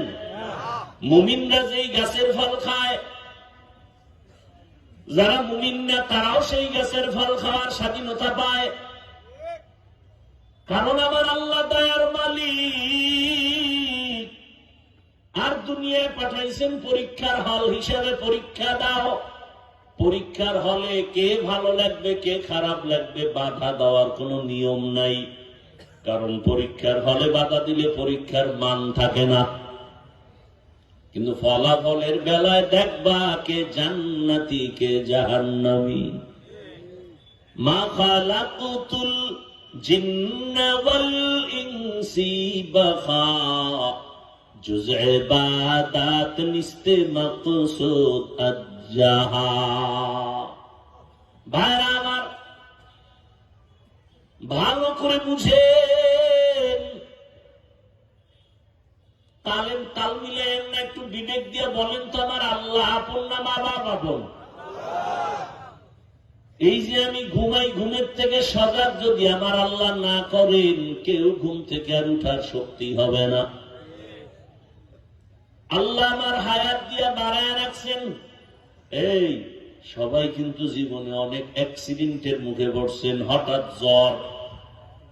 অনেকে মনে করছে মইরেই গেছেন, যাবেন, দাবি দাওয়া ছাড়াইছেন না, আল্লাহ বাঁচাইছেন। আল্লাহ কয় তুই কিন্তু অনেক আগেই মরার বিছনায় গেছিলি। আমি আল্লাহ তোরে নতুন হায়াত দিয়া বাড়ায় দিলাম, বোনাস দিলাম। এত কিছু, সূর্যটা তোর গোলাম, আকাশের ওই চাঁদ তোর গোলাম, জঙ্গলে যত প্রাণী আছে সব মানুষ তোমার গোলাম। দুধের গাভী যদি দুধ না দেয়, বনি আদমের পাওয়ার নাই, দুধ দহন করে নিবে। একটা লাথি মারলে কপাল ফেটে যাবে, কিন্তু আমার আল্লাহর আইন, বনি আদম বড় দামি, গরু তোর মেজাজ দেখাবি না, ও দুর্বল তুই সবল, কিন্তু মর্যাদা আমার বান্দার বেশি। আমার বান্দা যখন যা বলবে তুই তখন তা শুনবি, বেয়াদবি করবি না। জঙ্গলে বাঘ আছে, আল্লাহ কয় বাঘ তোর মেজাজ বড় গরম, তবে আমার মুমিন বান্দার সাথে মেজাজ দেখাবি না। বাঘ কয় ও দয়ার মালিক, মুমিনের সামনে যদি হঠাৎ হাজির হই, দয়া করে মেজাজটা ঠান্ডা বানায় দিও। ও আল্লাহর বান্দারা, নদীর মাছ যদি বনি আদমের হাতে ধরা না দেয়, জমিনে এমন একজন বনি আদমের সন্তান নাই যে সাগরে গিয়া ইলিশ মাছ দইরা আনিয়া আমগো হাতে দিবে, পারবে? সম্ভব না। ভালো করে বুঝেন, আমার আল্লাহ কত দয়ার মালিক। তৈলের ফ্যাক্টরি থেকে লবণ আসে না, লবণের ফ্যাক্টরি থেকে তৈল বের হয় না, নাকি আপনাদের দেশে এরকম আছে? ভালো করে বুঝেন, আমার আল্লাহ কেমন কারিগর। আমার আম্মা জানের ফ্যাক্টরি বানাইয়া আব্বা জানের মাধ্যমে 5টা সন্তান দিয়েছেন, একই গর্বের সন্তান। তাকায় দেখেন, কারো চেহারার সাথে কারো মিল নাই। বলেন না কেন? কারো কণ্ঠের আওয়াজের সাথে অন্যের কণ্ঠের আওয়াজে মিল নাই। একই ফ্যাক্টরির সন্তান, কিন্তু এক একজন এক এক ধরনের। আবার একই মায়ের সন্তান, অনেকের চোখ নাই, পাওয়ার নাই, অনেকে মুখে খানা দিয়া খায় কিন্তু জবানে আওয়াজ নাই, প্রতিবন্ধী। আমার আল্লাহ কয় রে গোলাম, আমি আল্লাহ তোরে এত সুন্দর করে বানাইছি, আমারে চিনো না, আমি কেমন দয়া করে বানাইছি। তোরে মায়ের গর্ভে যখন আমি নিলাম, ফেরেশতা দিয়ে তোরে পাহারাদার বানায় দিলাম। তোর নাপাক পানিটা মায়ের বাচ্চাদানির মধ্যে রাখিয়া 40 দিনের মেহনত করায় পরিবর্তন করায় আমি আল্লাহ মায়ের গর্ভে প্যাকেটের মধ্যে তোরে স্ট্রাকচার বানায় রুহু দিছি। এখন তোর পেটে ক্ষুধা আসতেছে, খানা দরকার, তুই নড়াচড়া করো। এতদিন নড়াচড়া করো নাই, রুহু আসছে, নড়াচড়া বেড়ে গেছে। এক বিন্দু অক্সিজেন ঢুকতে পারবে না, যেই অক্সিজেন না থাকলে সব মরে যাব। কিন্তু মায়ের গর্ভে অক্সিজেন ছাড়া কে বাঁচায় রাখছেন? নাভির সাথে নাভির তার লাগায় আমার ক্ষুধা নিবারণ করেছেন কে? আল্লাহ বলেন, এবার তুই দুনিয়াতে যখন যাবি, তোর খবর মাও জানে, বাবাও জানে, গর্ভে বাচ্চা। কোনদিন মা বাবায় দোয়া করে নাই, হে মালিক, আমার সন্তান দুনিয়াতে আসলে তুমি আগে খানা কি দিবা রেডি করো। আল্লাহর কাছে কোন মা বাবা বলে নাই, আমি আল্লাহ নিজের দয়ায় মায়ের স্তনে দুধের ব্যবস্থা করেছি। দুনিয়ার মানুষ ফ্লাক্স বানায়, ফ্লাক্সের ভেতরে গরম পানি, গরম চা, গরম দুধ রাখে। কোন কোম্পানি 24 ঘন্টার বেশি গ্যারান্টি দেয় না, দেয়? কিন্তু আমি আল্লাহ কেমন কুদরতের মালিক। আম্মাজান বাচ্চার জন্য সুজি পাকায়, সুজির মধ্যে চিনি দেয়নি, কথা কন, দুধ দেয়নি, পানি দেয়নি, দিয়া জাল দেয়, আগুনে গরম বানায়, আবার ফ্যানের বাতাস দিয়ে ঠান্ডা করে। ঠান্ডা হলে 2-3 চামচ বাচ্চাকে দিয়ে আবার রেখে দেয়। 2-4 ঘন্টা হয়ে গেলে ওই সুজি আর বাচ্চাকে মা দেয় না, ফালায় দেখায় সুজি। এখন আর বাচ্চারে দিলে পেট খারাপ হবে। আমার মালিকের চিনরে মানুষ, আমার দয়ার আল্লাহ কত দয়াময়। তোর আমার মায়ের গর্ভ থেকে আসার আগেই মায়ের স্তনে কুদরতের ফ্লাক্স বানাইয়া এমন দুধের ব্যবস্থা করলেন, চিনিও লাগবে না, লবণ লাগবে না, আগুন দিয়ে গরম করাও লাগবে না, ফ্যানের বাতাস দিয়ে ঠান্ডা করাও লাগবে না। আমার আল্লাহ এমন খানার আয়োজন করেছে, বেশি পাতলাও না, বেশি ঘনও না, বেশি গরমও না, বেশি ঠান্ডাও না। বান্দা তুমি একদিন আর 2 দিন না, 2 বছর পর্যন্ত ওই মায়ের দুধ পান করবা। একটা সেকেন্ডের জন্য দুধ কখনো নষ্ট হবে না। কাদের কুদরত দারি বরকামাল, আন্তা রব্বি আন্তা হাসবি জুল জালাল, তুহি কাদের জলিলুল্লাহ জাহাদার বহর হালি, তুহি মেরা নেগাহদার। দুনিয়াতে আসার পরে বাচ্চার পেটে ক্ষুধা লাগে না? বলতে পারে মা আমারে খানা দাও, আরে খানা দাও পরে, মাই তো চিনে না। মা বলে ডাকতেও পারে না, কে মা কে বাবা চিনেই না। কত বাচ্চার পেটের ক্ষুধা নিবারণ কেমনে হয়? আল্লাহ কয় দেখ, প্রত্যেকটা বাচ্চার পুঁজি হলো শুধু কান্নার আওয়াজ, কান্না কান্না কান্না। এই কান্না দিয়ে আর সব আশা পূরণ হয়। আমি আল্লাহ ওর কান্নার ভাষা বুঝার জন্য মায়ের মধ্যে একটা রাডার লাগাই দিছি। ওই বাচ্চা কান্না দিয়ে কখন কি চায় মা বুঝবে, বাবাও বুঝবে না। কি বাচ্চা কান্না করে, বাবা কয় বাচ্চা কাঁদে কেন, বিবি খানা দাও, ক্ষুধা লাগছে। আম্মু কয় 5 মিনিট আগে খানা দিছি। কথা কাঁদে কেন? মায় কয় এখন কাঁদে ঘুমের জন্য, ঘুমের আগেও বাচ্চা কাঁদে। এখন কান্নার ভাষা হলো ঘুমাবে। তুমি কান্না দিছো, তোমার ঠান্ডা লাগে, তোমার কাঁথা দরকার, কম্বল দরকার, তোমার কান্নার ভাষা মা বুঝার সাথে সাথে কম্বল দিছে। আবার গরম লাগে, বাতাসের দরকার, কাঁদতেছি। আমার কান্না এখন কি চায় মা বুঝার সাথে সাথে ফ্যান চালায় দিছে। আমার কান্নার আওয়াজের ভাষা মা বুঝছেন, এখন কাঁদি কেন, বাথরুম যাব। আমার আম্মা দ্রুত আমাকে বাথরুমে নিয়ে গেছেন। আল্লাহ কয় তাকায় দেখ, একটা বাচ্চা তার কান্না দিয়া মায়ের থেকে সব দাবি যদি আদায় করতে পারে, ওই কান্নাটা ধইরা রাখ। বান্দা তুইও যদি কান্না করে, আমি মালিকের ডাক দেও, আমি আল্লাহ তোর সব দাবি পূরণ করে দিব।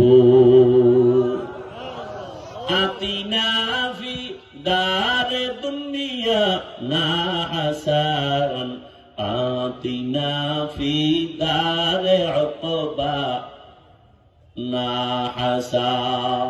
ভাইরা আমার, আল্লাহ পাকের মতো দয়াময় কেউ নাই।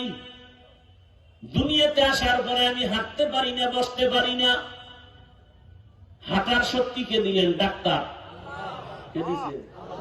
আমি কথা বলতে পারি না, কথা বলার শক্তি কে দিলেন?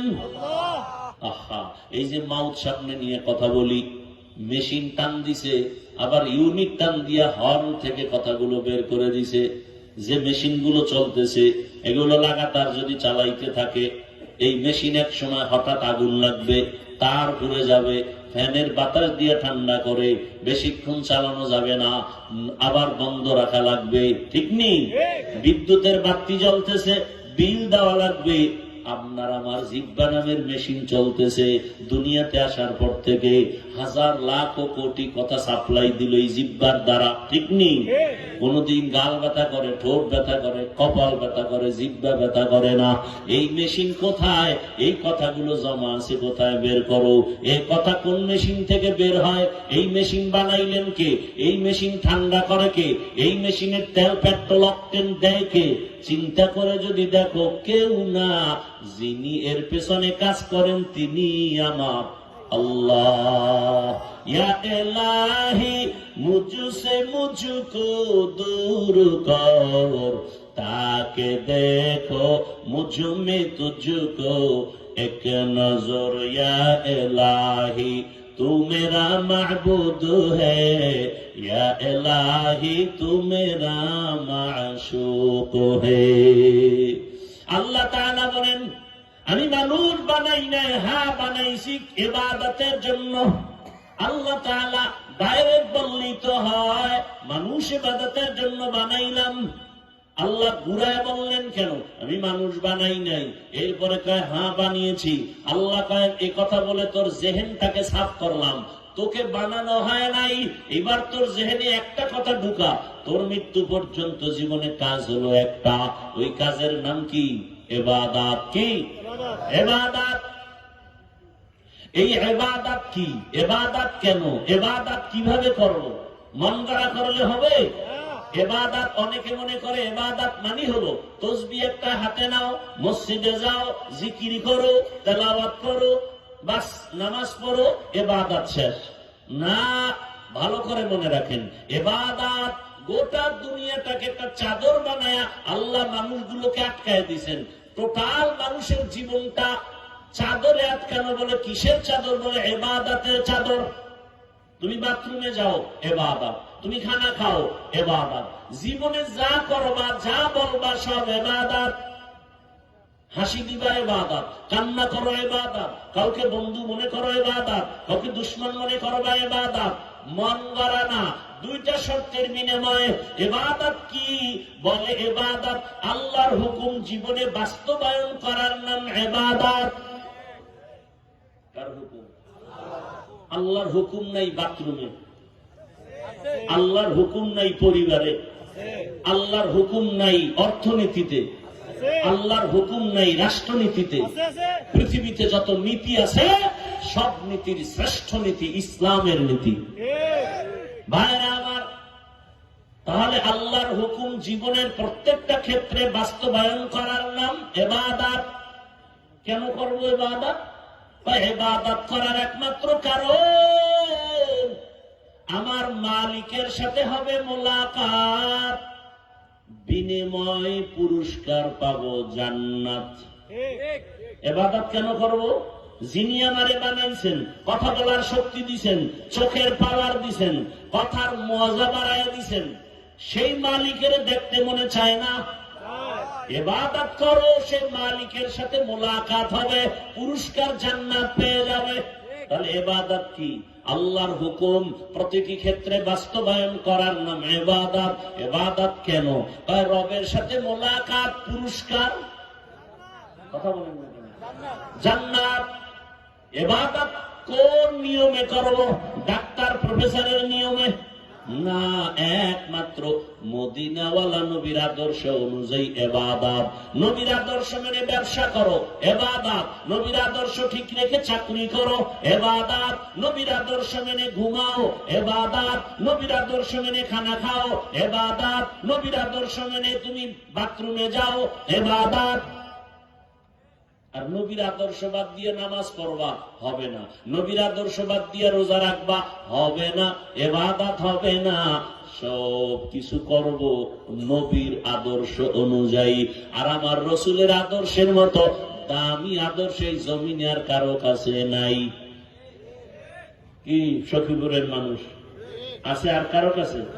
কেউ যদি বলতে পারেন হাফিজ ভাই নবীজির আদর্শ থেকে আরো সুন্দর আদর্শ আছে আব্রাহাম লিঙ্কনের গণতন্ত্রের মধ্যে,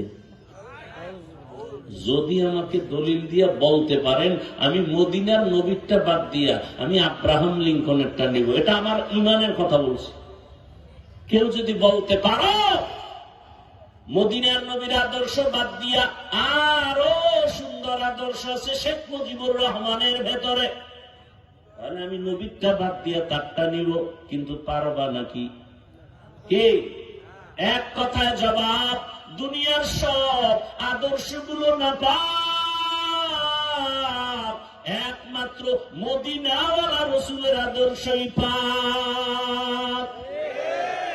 ইমামুল আউয়ালিন আল আখিরিন বাহরে সাদকা রাহমাতাল লিল আলামিন। ও যুবক বাবারা, পর্দার আড়ালের মা বোনেরা, ও বৃদ্ধ বাবাজিরা, আমি যে এতক্ষণ বয়ান করলাম, একটু বলবেন কি, আমি যে এতক্ষণ আপনাদের কষ্টের মধ্যে বয়ান শুনাইলাম, না টাইম মতো খানা, না টাইম মতো ঘুম, এরপরেও যে কথাগুলো শুনাইলাম, একজন একটু খেয়াল করে শুনছেন কিনা? আমি বলছি নি আপনাদের সবাই তাবলিগে যাওয়া লাগবে? বলছি? আমি কি বলছি সবাই পীরের কাছে যাওয়া লাগবে? আমি কি এই বয়ানে একবারও বলছি যে আমার মতো হুজুর হওয়া লাগবে? আমি কি একবারও বলছি স্কুলে তালা দিয়ে মাদ্রাসায় যেতে হবে? একবারও কিন্তু বলি নাই। কি বলতে চাই, সব কথার মূল কথা, তুমি স্কুলে পড়ো, কলেজে পড়ো, ধন্যবাদ, আমি দোয়া করে গেলাম, তুমি ডাক্তার হও, ইঞ্জিনিয়ার হও, প্রফেসর হও, ওসি হও, এসপি হও, ডিসি হও, চেয়ারম্যান, এমপি, মেম্বার হও, তবে একটা দাবি আমার ছোট, বেয়াদব হইও না। কি হইও না? বেয়াদব হয় না। বলতে পারো হাফিজ ভাই ডাক্তার হব, বেয়াদব হব না, ইঞ্জিনিয়ার হব, প্রফেসর হব, ওসি ডিসিএসপি হব, বেয়াদব হব না। কথার ব্যাখ্যা কি? বলে 3 জায়গা থেকে বেয়াদবি করবা না। কয় জায়গা? 3 জায়গা। করলেই মরার আগে পঙ্গু, মরার আগে। যুবকরা লিখেরা, 1 নাম্বার মা বাবা। 1 নম্বরে কি? মা বাবার যদি বদদোয়া নেও, আর মা বাবা যদি কষ্ট পেয়ে বলে আহ, নিঃশ্বাস ফেলে, কসম আল্লাহ তোর ধ্বংস শুরু। 2 নাম্বার জায়গা শিক্ষক। মা বাবা আমারে দোয়া করছে, আমি চেয়ারে বসছি, বঙ্গোপসাগর কুয়াকাটার থেকে ধাক্কা দিয়ে আমার মাওলা টাঙ্গাইলের শহরে আমাকে বয়ানের মাধ্যমে এখানে নিয়ে আসছেন।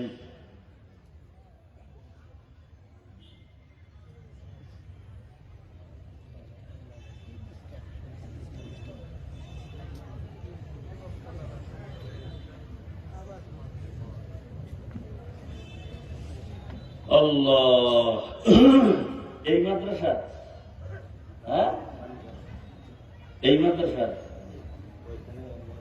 কেউ যদি জমি দিতে চান সেটা বলছে, এখানে দিচ্ছেন আজগর আলী, কি লেখছে 6% দিছে, পান্নু দিছে 3%, আব্বাস আলী ভাই দিচ্ছেন 2% মাদ্রাসার জন্য।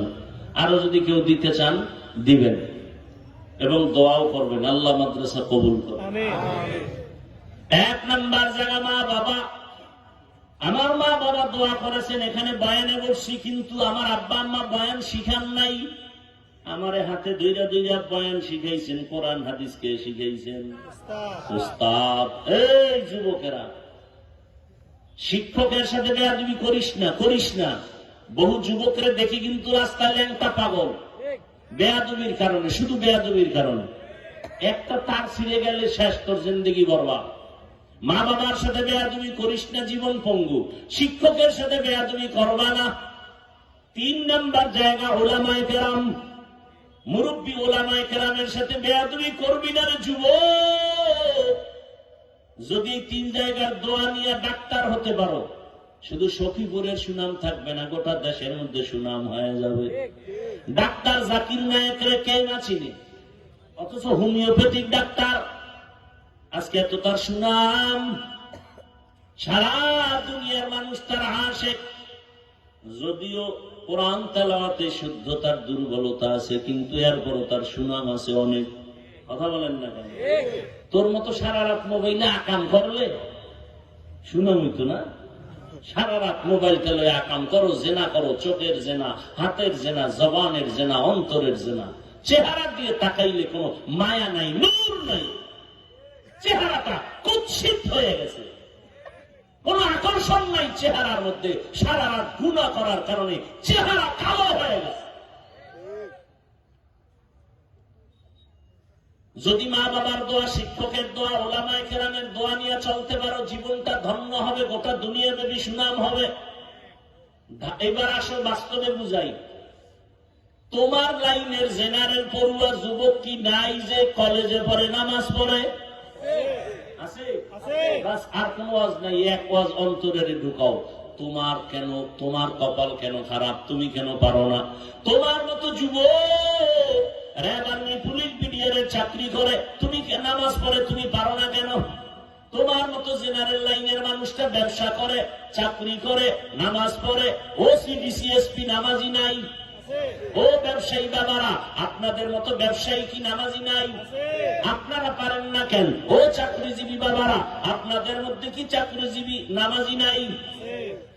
ও মাইকের আওয়াজ শ্রবণরতা মা বোনেরা, আপনার মতো কত মা কত বোন এই এলাকায় আছে, নামাজ পড়ে, পর্দা করে, এরপরে মোবাইলের সময় নষ্ট করে না। কত মা স্বামীর মাল হেফাজত করে, খেয়ানত করে না। এ আম্মা জান, অভাব নাই। আর আপনি মার্কেটে দৌড়াইতেছেন, বেপর্দায় চলতেছেন, মোবাইলে সময় নষ্ট করেন। আম্মা জান বলেন, কয়দিন আর হায়াত পাবেন?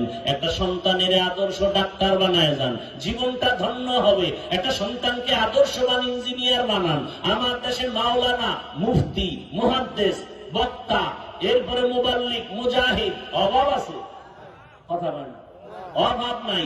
আমার দেশে অভাব। আদর্শবান ডাক্তার নাই, আদর্শবান এসপি নাই, আদর্শবান ডিসির অভাব, আদর্শবান এসপির অভাব, ওসির অভাব। আজ আমার দেশে জেলা, থানা, ডিসি, ওসি, এসপি যদি 5 ওয়াক্ত নামাজি হতো, আদর্শবান হতো, আমরা কোরআনের বয়ান করতাম, কোন সুদখোর থেকে অনুমতি নেয়ার প্রয়োজন হতো না। ভাইরা আমার, অনুরোধ করে বলি, আম্মা যান, একটা সন্তানকে আদর্শবান বানায় যান। কোরআন পড়বে, ডাক্তারি করবে, রুগী দেখবে, নামাজও পড়বে, মা বাবার জন্য দোয়াও করবে। ডাক্তার নাই? আর যদি বেয়াদব মার্কা ডাক্তার হও, তাহলে তাসলিমার মতো জুতা খায় বিদেশ, এই দেশ ছেড়ে পালাতে হবে। আল্লাহ হেদায়েত দান করুন। ও যুবক বাবা, ঢাকা কলেজে গিয়ে দেখ, তোমার যুবক ছেলে কলেজে ক্লাস করে, মাথায় বড় পাগড়ি, দাড়ি বড়, জামা বড়, এই কলেজে পড়ে, মনে হয় মসজিদের খতিব, অথচ আরবিও পারে না। ঢাকা কলেজে এরকম বহু অভাব নাই? অনুরোধ করে বলছি, যুবক, পর্দার আড়ালের মা বোনেরা, এখনো সময় আছে, তওবা করেন, জীবনে আর নামাজ ছাড়বেন না। আরে মানুষ একটু আশা থাকে, শখ থাকে, আরে গান শুনলে না জানি কি মজা। এখন এই শখটা আমার মধ্যে আছে, আমি আর পারি নাই, জাহান্নামের আগুনের ভয়। তোরা যুবকরা যারা গান শুনছো, এখনো কি আশা পূরণ হয় না? এবার তওবা কর। শুনছো তো, মোবাইলে সারা রাত আকাম করছো তো, এবার তওবা কর। মনের আশা পূরণে পার্কে পার্কে দৌড়াইছো, এবার তওবা কর। নাকি বলো না এখন আশা পূরণ হয় নাই? তাহলে আমাকে বল, আর কতদিন পার্কে পার্কে দৌড়ালে আশা পূরণ হবে? আর কতদিন নামাজ ছেড়ে দিলে আশা পূরণ হবে? আর কতদিন দাড়ি কাটলে আশা পূরণ হবে? আর কতদিন মোবাইলে সারা রাত গুনাহ করলে আশা পূরণ হবে? বল, আর কতদিন? এবং এটাও বল, হায়াতের বাকি আছে আর কতদিন? চোখের সামনে, পানির নিচে যুবকের লাশ, গাড়ির নিচে যুবকের লাশ, ঘরের ঘুমের বিছানায় যুবকের লাশ, কি নাই? ঘুমের মধ্যে মানুষ মরে না? তুমি যদি মরো, আর আজরাইল যদি আইসা দেখে গানের তার লাগানো কানের ভিতরে, হেদায়েতের মালিক আমার আল্লাহ, অনুরোধ করে বললাম, ও যুবক, যদি তওবার নিয়ত করতে পারো, আর নামাজ ছাড়বা না, দাড়ি কাটবা না, মনের বুঝাই আল্লাহকে বলো মনে মনে, হে আল্লাহ, আমার লাইনের যুবক স্কুলে পড়ে, কলেজে পড়ে, চাকরি করে, ব্যবসা করে, শ্রমিকের কাজ করে, নামাজ পড়ে, আমি কেন পারি না? আজকে থেকে তওবা করলাম, আর দাড়ি কাটবো না, নামাজ ছাড়বো না, বেপর্দায় চলবো না। মা বাবার দোয়া নিয়ে, শিক্ষকের দোয়া নিয়ে, ওলামায়ে কেরামের দোয়া পরামর্শ নিয়ে, নবীর আদর্শ মেনে চলবো। মা বোনেরাও যদি তওবা করার নিয়ত করেন, যদি অন্তর ভালো থাকে, মুনাফিকি না থাকে, দুটো হাত আমার আল্লাহকে দেখায় দেন। আয় আল্লাহ, হাতগুলো কবুল করে নেন, তওবা কবুল করে নেন, তওবার উপরে মজবুত হইয়া চলার মতো তৌফিক দান করেন, আমিন। আলহামদুলিল্লাহি রাব্বিল আলামিন, والصلاة والسلام على سيد الأنبياء والمرسلين وعلى آله وأصحابه أجمعين. يا أرحم الراحمين، يا أرحم الراحمين، يا أرحم الراحمين. رب ارحمهما كما ربياني صغيرا. اللهم إنك عفو كريم تحب العفو فاعف عنا. اللهم إنا نسألك رضاك والجنة ونعوذ بك من سخطك والنار اللهم إنا نعوذ بك من البرص والجنون والجذام وسيء الأسقام ইয়া আল্লাহ মাহফিল কবুল করে নেন, মাদ্রাসা কবুল করে নেন। আয় আল্লাহ যারা জায়গা দিয়েছেন কবুল করে নেন। আরো অনেক জায়গার প্রয়োজন আপনার বান্দা তৈরি করে দেন, জায়গার ব্যবস্থা করে দেন, টাকা পয়সার ব্যবস্থা করে দেন। আয় আল্লাহ মাদ্রাসার লেখাপড়া আমলে বরকত বাড়ায় দেন। আয় আল্লাহ এলাকায় শান্তি দান করেন, মা বোনদের আবেদা পর্দাওয়ালা বানায় দেন, সন্তানগুলো নেককার বানায় দেন। আয় আল্লাহ আমার কলিজার যুবকদের দিনদার বানায় দেন, মোবাইলের গুনাহ থেকে হেফাজত করেন আল্লাহ। আয় আল্লাহ যারা লেখাপড়া করে পরীক্ষার্থী কামিয়াবি দান করেন, সারা দুনিয়াবাসীকে মাফ করে দেন, প্রবাসীদেরকে হেফাজত করেন, বাংলাদেশ ইসলামের জন্য কবুল করে নেন। ওলামা মাশায়েখদের এক বানায় দেন, উম্মতের মাঝে মোহাব্বত বাড়ায় দেন, হিংসা দূর করে দেন, পরস্পরের মিল মোহাব্বত ইখলাস বাড়ায় দেন। আয় আল্লাহ চলার পথে ইজ্জতের সাথে হেফাজত করেন, জাহেরি বাতিনি দুশমনের মোকাবেলায় বিজয় দান করেন। আয় আল্লাহ মুখালিফের মুওয়াফিক বানায় দেন। আয় আল্লাহ ইলম ও হিলম ও হিকমত আমলে বরকত বাড়ায় দেন। ওলামা তোলাবা উম্মতের অন্তরে ইজ্জত মোহাব্বত রূহ বাড়ায় দেন। আজ কথায় রুহানিয়াতে স্পষ্টতা রূহ বাড়ায় দেন। সারা দুনিয়ায় খেদমতের জন্য কবুল করে নেন। আমাদের জান মাল বাড়ি গাড়ি আহাল পরিবার কুদরতের দ্বারা হেফাজত করেন। আয় আল্লাহ ভূমিকম্প ভূমিধস অগ্নিকাণ্ডের বিপর্যয় থেকে আমাদের বাড়ি গাড়ি আমাদের আহাল পরিবার সবাইকে হেফাজত করেন, চলার পথে হেফাজত করেন। আমাদের মা বাবা মুরব্বীরা যারা দুনিয়ায় নাই সবাইকে জান্নাত দান করেন আল্লাহ। যারা বেঁচে আছেন হায়াত বাড়ায় দেন, অসুস্থ যারা সুস্থ করে দেন আল্লাহ, দীর্ঘ নেক হায়াত দান করেন। সারা দুনিয়ার জন্য খেদমতের কবুল করে নেন। আয় আল্লাহ ঋণগ্রস্ত যারা ঋণ আদায়ের ব্যবস্থা করে দেন, পেরেশান মুক্ত করে দেন আল্লাহ। মিথ্যা মামলা থেকে চির মুক্তির ব্যবস্থা করে দেন। আয় আল্লাহ কুদরতের দরজা খুলে কুদরতের দ্বারা ইজ্জতের হেফাজত করেন। নবীজির মোহাব্বতে আমাদের দোয়া কবুল করেন, সুন্নাতওয়ালা জীবন দান করেন। নবীজির রওজা বাইতুল্লাহ জিয়ারতের জন্য কবুল করে নেন। আয় আল্লাহ মা বোনদেরকে কবুল করে নেন, যুবক ছাত্র মুরব্বী সবাইকে কবুল করে নেন, দ্বীনের খাদেম বানায় দেন। আয় আল্লাহ নবীজির মোহাব্বতে মুনাজাত কবুল করে নেন। সাল্লাল্লাহু তাআলা আলা খায়রি খালকিহি মুহাম্মাদ ওয়া আলিহি ওয়া আসহাবিহি আজমাইন বিরহমাতিকা ইয়া আরহামার রাহিমিন।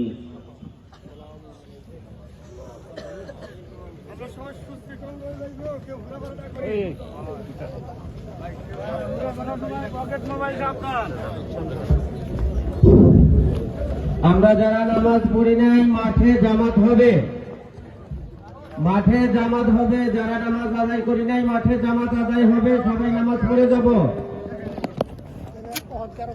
দয়া করে কেউ হযরতের সাথে হাত মোছাবার জন্য চেষ্টা করব না। হযরতের নামাজ